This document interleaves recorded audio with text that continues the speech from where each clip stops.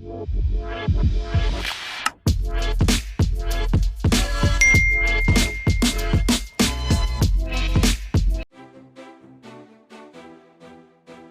guys, welcome back to the channel. Today I'm taking you on a journey to the freezing depths of Siberia in 1849, where a group of men stood in front of a firing squad. Among them was a 28-year-old man, ready to face his fate. The only thing left between him and death was the sound of gunfire. But this man, accused of supporting a socialist revolution against the Russian Emperor, Nicholas I, would go on to become one of the greatest novelists of all time. That man was Fyodor Dostoevsky. But before we dive into Dostoevsky's life-changing moment, let's set the scene. That near-death experience changed Dostoevsky's life forever.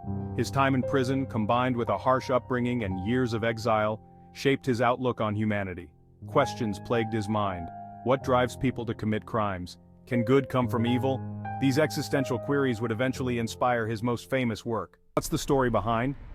Dostoevsky was deeply influenced by a notorious French poet and murderer named Pierre Lacenaire. Lacenaire was a charismatic figure who wrote poetry and unapologetically defended his crimes, turning himself into a celebrity before his execution. His bold defiance and justifications fascinated Dostoevsky. Could a murderer be seen as anything but evil? And so was born. In this novel, Dostoevsky explores the mind of Rodion Raskolnikov, a young, poverty-stricken law student living in the slums of St. Petersburg. Raskolnikov believes that certain extraordinary people are above the law, capable of transcending society's moral codes to achieve a higher good. In his heart, he secretly considers himself one of these exceptional beings, though he never admits it. Raskolnikov's arrogance leads him down a dark path. He struggles to survive in a tiny, cramped room, no larger than a closet. He's broke, desperate, and tormented by his ideals. One day he decides to take a drastic step. As he walks through the streets of St. Petersburg muttering to himself, he seems to be preparing for something monumental. Finally, he arrives at the home of a pawnbroker named Alyona Ivanovna, a 60-year-old woman known for exploiting the poor by lending money at high interest. Raskolnikov had pawned items to her before, always failing to repay his debts. But this time, he had something else in mind. Raskolnikov's actions set the stage for one of the most intense psychological dramas in literary history. Dostoevsky delves into the mind of a man torn between his lofty ideals and the crushing weight of guilt.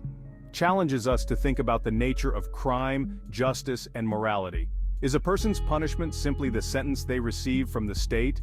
Or is it the emotional and psychological torment that comes after? Can good intentions justify terrible actions? These are the timeless questions Dostoevsky explores in, and they're still as relevant today as they were when the book was first written. So, what do you guys think? Can evil deeds ever be justified if they lead to good? How does someone like Raskolnikov rationalize crossing that line? Let me know your thoughts in the comments below. And if you haven't read yet, I highly recommend picking up a copy. You'll be hooked from the very first page.